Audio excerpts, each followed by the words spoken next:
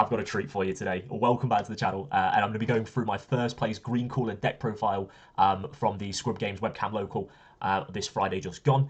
I want to go through a couple of my choices for the deck and kind of highlight why I think this is an amazing road pick going into the LCQ qualifiers coming up soon, as well as Worlds and beyond, and why I think this is probably one of the best decks you can play in green at the moment.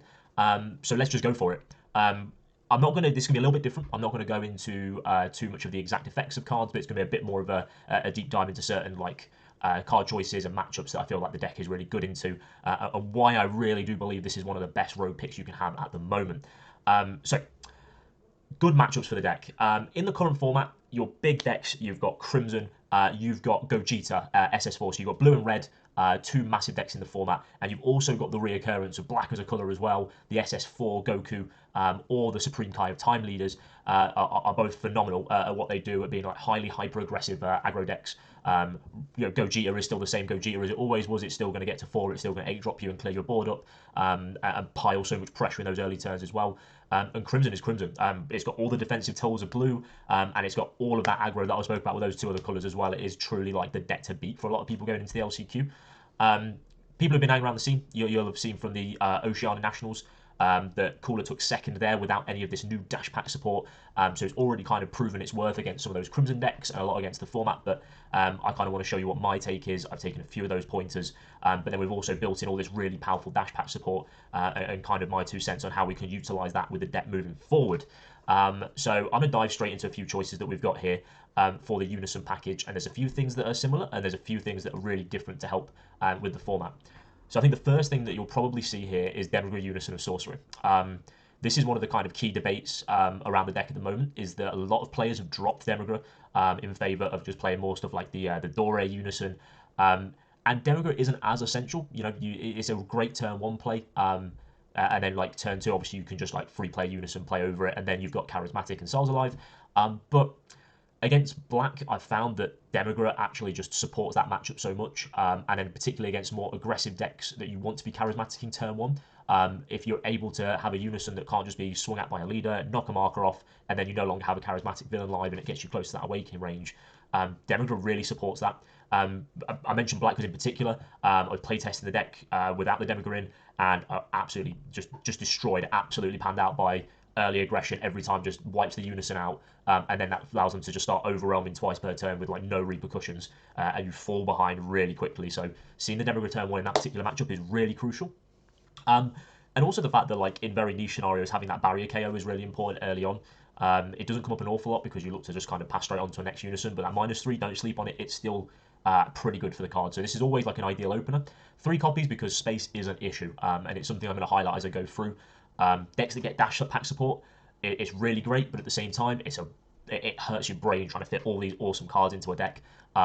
So like, there might be a few things in here that are missing out because you've got to make some tough decisions in deck building. Otherwise, you'll sit there with a 60-card list, missing Unisons, having an awful time. So yeah, we went with 3 copies of Demagogue Unison of Sorcery. Now, as a player, and this is where a couple of these sort of like player biases come in, I am way more of a defensive-minded player, and then I try and build up to a point where I can then win the game pretty handily in the later turns. And Cooler is an aggressive deck, but it can also play that mid-range, and it can transition well into the later game and then just kill you with all these different threats that you have in the deck, namely the Fated Rivals combo, and mainly this Golden Freezer Unison as well. So that impacts how I build the deck, and that's why we've got a full 4 Salza, we've got 4 Nez, and we've also got 4 Charismatic Villain. Now, Salza and Charismatic Villain carry this deck massively. This is one of the main reasons you want to play the deck.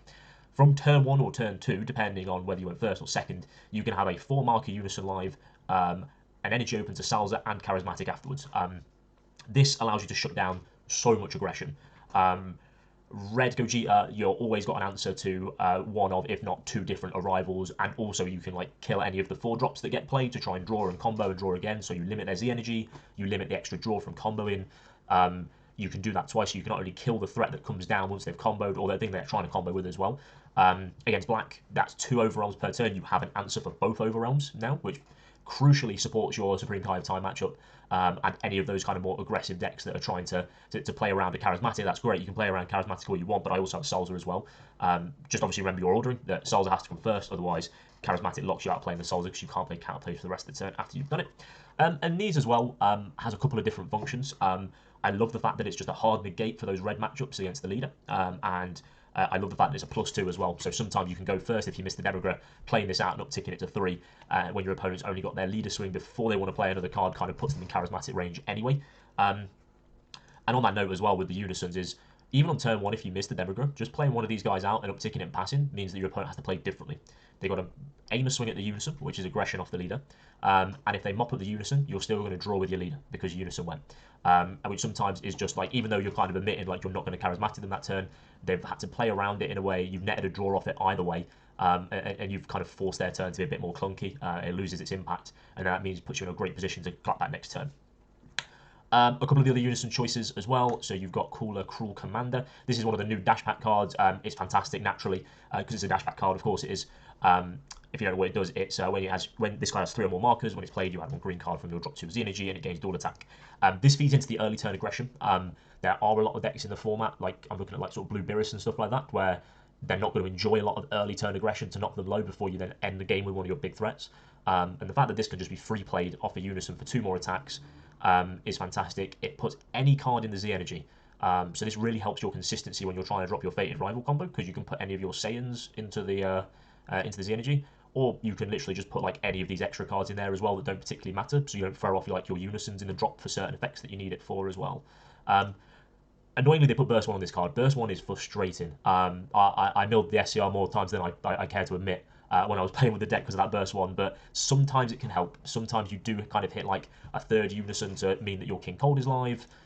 Sometimes you hit like one of these battle cards here so that you can use them with your Cooler effect if you've got that on board. Sometimes it's okay. I understand why it's on the card, but sometimes it can hurt you as well. So do use it sparingly. Galactic Dynasty is a fantastic card as well. So this is the one that makes your opponent discard when it's played within power, if it has 3 or more markers. The 20k swing is nice for your aggression. The discard is great as well. This is kind of what you want to use against more of your blue matchups, is you want to use this to steadily chip away at their hand, make them discard all those powerful defensive tools that blue has, and go from there. There's no surprise that you play more of this in the side deck, but because it can't attack if it's got 3 or few markers, 3 feels like the right number for it for sure. Newfound Might. So this is one of the things where I'm talking about building the decks is really tough. I'd love to have a 4th copy of this card in here. It puts in so much work. Not only can you use it to temper aggression against like those more aggressive decks when you counter attack it in their turn and blow up their board, and then you have a blocker, like that plays so backbreaking against red or black, but also it puts you on the front foot when you want to play it down on turn 3 against Crimson. You can just sit it there and wait until the right moment when they've got less cards to be able to go for the Empower effect, the -4. And it also acts as a blocker, so it actually helps your defenses as well because of that. This and Dormant means that your opponent only gets 1 attack through. This and the King Cold blocker is like blocking 3 attacks before you even have to start comboing out of anything a lot of the time. The card just does everything for it, but again, 3 is the right number because of that 3 specified cost. You can still obviously combo extra copies away, but you have to make some tough decisions when it comes to the deck building process. So 3 Newfound Might is what we've got at the moment. This is a pretty so I've probably played around with the list a couple of times, but this is not like a set in stone best way to play at the moment. Like there's still some numbers and some ratios that I really want to try out with the deck. So absolutely any suggestions you've got at this moment, feel free to pop them in the comments below. I will happily take them on board if they're not trash. King Cold, Leader of the Freezer Clan, is another dash pack card. It is another snapped in half broken card. It is a barrier blocker which reduces its cost for every Unison in the drop by 1 with a specified cost of 1. So a lot of the time you will just play this for 1 on sort of turn 3, turn 4. And it untaps itself whenever it activates blocker and combos with a 5k combo cost card from your drop with its skills negated for the battle. For the battle is kind of important because you obviously play the Gohan rare, and then this will get Z charge, so it's only for the battle, and then the Z charge happens afterwards, so you can actually snipe Unisons using that effect on your opponent's turn, which is a little bit crazy. One of the struggles this card sometimes has, which is why, again, the deck building process for this deck is really difficult, is having enough of those cards and having them readily, easily to use in the drop area. As you can see from the list, it's Charismatic, it's the Coolers, the Dodorias, and the Gohans are actually and the Fate Rival, sorry, are your only battle cards that you can use the effect with. And a lot of the time you don't want to do clunky plays like comboing these away and just tossing them into the drop so you can use the effect. One of the best things I found for this card was actually discarding 1 off Dormant, because then you can Dormant, discard it, activate blocker, combo with it from the drop, and then you're efficiently out of both attacks because you've activated Dormant as well, so they get that attack that you blocked, and then use block again with King Cold. So there's a couple of things you've got to consider there when we're looking at some of these ratios of these cards as well. But honestly, King Cold and Dawn Potential is the most snapped in heartbroken thing about this deck at the moment, is that you have a lot of aggression, and then it's really difficult to punish the deck back because it just shuts you down. If you've got King Cold out, then you just go Dormant, and King Cold immediately ends their turn pretty much, and you charge 2 Z energy for the fact of it. Or if you've just got Golden Freezer out after you've done your 2 triple strikes at 30k, it untaps, and then you Dormant, you block the first attack, and then you only have to combo out of 1 attack with like a super combo or something. It's so good. Super combo of choice is obviously Paragus. It is a saying that we can flip back to the deck with Son Goku Fated Rival and Piccolo Fated Rival. So 3 copies of each of these was a real like last minute change for me. I was on 2 for ages, but actually sometimes that was really inconsistent. I know it's an easy swap to make when you're thinking about cutting space, but honestly I would recommend 3 of each of these if you're going to play it, and almost no less. A lot of those opening hands you might see like 1 of this card, and it's really useless for like 2 or 3 turns, and it's a really easy charge. But then if you have to charge 1 and you're only playing 2, you then miss out on like you might draw the Goku next, but you don't have a Piccolo to go with it. If you have to combo a Piccolo off at some point, or combo a Goku off or something like that, you end up losing the ability to play it efficiently. Even with King Cold putting stuff back into the Z deck for you to flip back to play it, it becomes really, really difficult to play it properly with 2 copies, in my opinion. Absolutely pleased with going up to the 3 of each there. It's really efficient. And I would recommend you to do the same if you're only on like 2 or 1 copy of this card. Like overall, these cards are absolutely nuts as well. They are just game enders for you.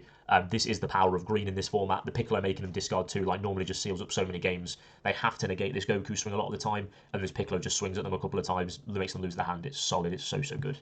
And then some of the ones. So we do still play the 1-drop cooler.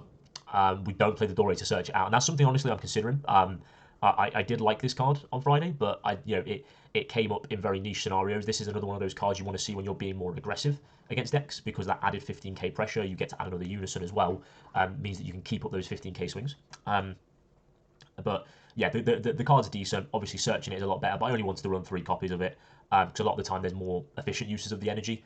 Like this cooler, for instance, for the 1 energy, when you're playing it over a Unison, does a lot more than just this. But you need the consistency. You also need the 5ks to be able to combo with the King Cold as well, so it makes its way to the deck for that reason. Dodoria brimming with power. Yeah, this card's great as well. Certain matchups it's not going to be as good against. Like against red, it's like very average at best. There's a couple of scenarios where you can use it, but against blue, like this is an out to the Beerus battle card. Against yellow, this is an out to Riposte. Against blue, it's an out to Android 17. Like a lot of floodgates lose to this card pretty hard, and it just helps you, especially if you want to be you're trying to be aggressive against the deck. Being able to use the Doria to keep up that aggression and fight through floodgates is fantastic. Luckily, not a lot of floodgates impact you like Riposte against yellow, because you can just keep on swinging with Unison. So it's another great matchup for the deck to go alongside the red matchups, the blue matchups, and the black matchups. Being able to swing through Riposte with multiple Unisons puts you in a really good position against yellow as well, which is just phenomenal with like how many different bases the deck covers.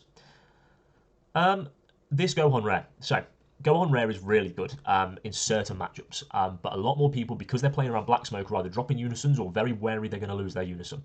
I could honestly see the card going to the side deck if you wanted to clear up some more room. But it's a really tricky one, because there are so many of those decks out there, like Gogeta, for instance, where just removing the Unison, like the Gogeta on turn 3, or Gamma removing their Unison on turn 2, turn 3, is backbreaking for the matchup. And if you're playing against Crimson and they're playing the Tapion Unison, it's really good. But there's certain matchups where you'll draw it and you'll go, yeah, this isn't going to do anything here. Don't sleep on this Activate main, this 2-cost one here. Playing it, KOing something and swinging 25k crit without being able to be removed from being able to get KO'd by opponent skills is still usable in scenarios. In this deck, you will probably find that there is more uses for your energy, but the Gohan's like, it's fine to main deck.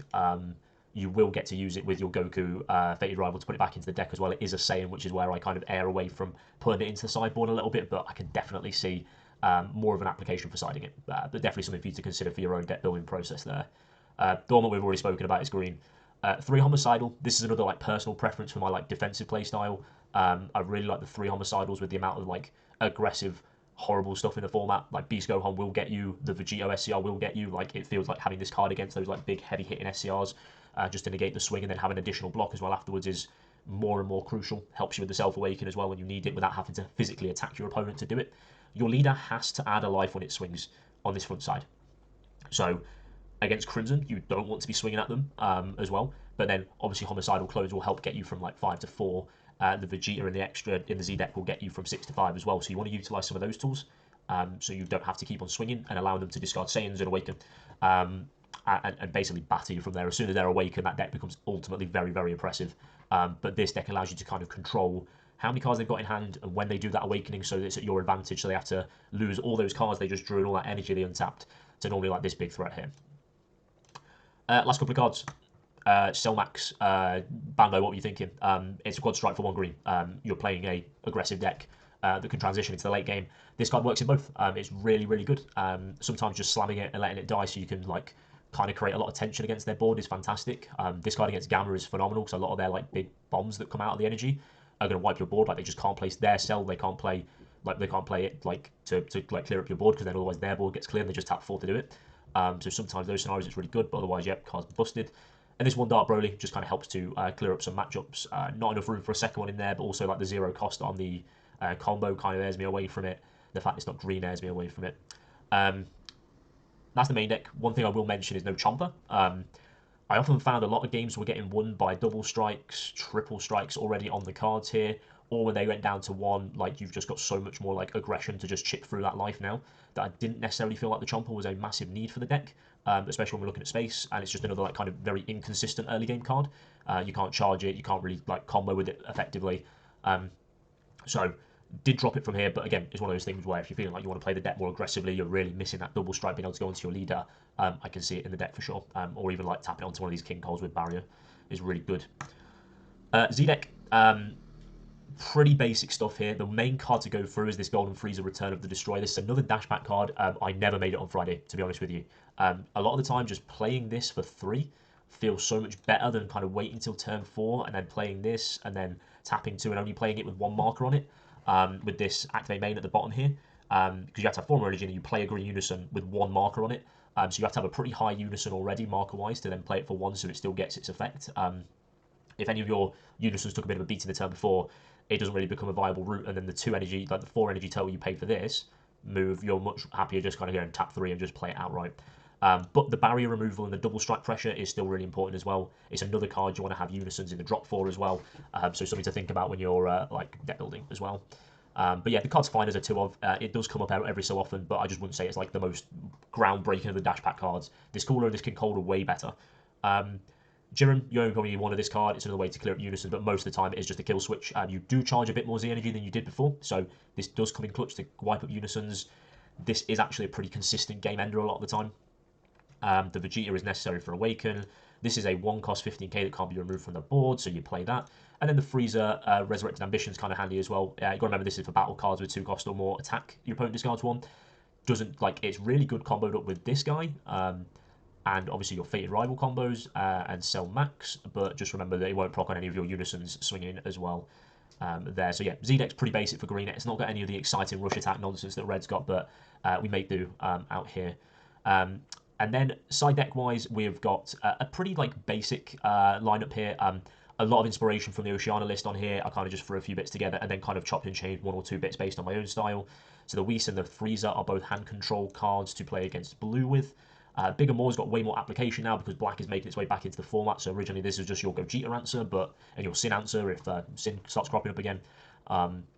But yeah, being able to play this against like those black decks that want to go like turn 4, turn 5 and just start slamming down everything, you stop yourself just losing to Kumba.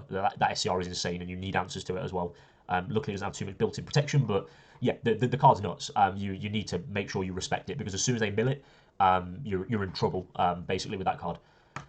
Quoits, it gives you kind of like a good yellow matchup, and there's a lot more of these floodgates making a return as well. A lot of blue decks are starting to play the Android 17, so you can start making them think twice about this as well, and then clears up some of those like clunky hands full of Unisons if you need to as well by bottom decking some cards. One of the things I have myself is this Majin Buu. This card's nuts, and at 5 energy is a lot, but the card is absolutely nuts. Some matchups, purely because it sends everything in the battle area, just are auto-won by the fact that you're playing the card.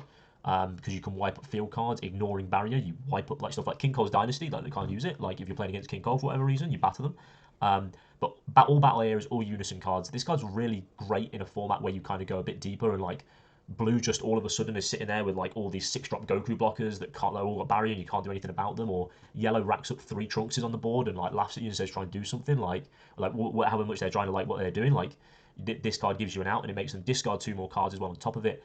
Deflect Revenge, and also kind of stops them from hitting you on the snapback with this. They have to choose 2 cards and discard them every time they want to attack your leader card after as well. I think there's honestly some fantastic applications for this card in the format, and you're playing a deck that gets there as well. Like, you will get to 5 energy because your King Cold and Dormant up here just will get you there, and you're already being quite aggressive and controlling at the same time with the build.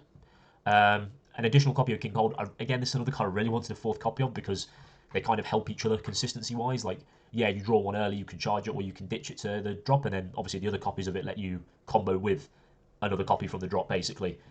So the more copies kind of edges up the consistency, similar to why we play more copies of Fated Rivals. But I just couldn't find room for the 4th one, so it's in the side for those more aggressive matchups. Margin Booth thwarting the enemy is another aggressive matchup card. I can see this in the main deck as well because it is really good for that Spirit Boost too, just free negate. Again, more of your red matchups and sometimes even like Crimson you can play this against, but the card is really, really good. An extra Dodoria if you need it. And I went up to 2 of the Kaioken. I really like this again, like when you want to be more aggressive and hand controlling. The Beerus matchup in particular, this card really shines because you're pretty early on making them discard cards and putting crit pressure on, and it means like it's a really cost efficient, like aggressive play that you want to do as well. So that's the side deck, that's the Z deck, that's the main deck. Any questions or anything that your own builds are looking like, please do leave them in the comments below. Love discussing these kind of builds here. Hopefully I've given you a bit of an insight into how I built the deck and some of my reasoning, and why I think that this is a really strong pick going into the LCQs if you are going, and beyond as well, like kind of going into the next formats as well. Obviously, we'll see how they shape up with BT20, but going forward, the deck's really, really solid, really fun to play, really rewarding to play when you get the right lines with the Unisons and you like are able to walk the line between how you play controlling and how you play aggressive into whichever matchups.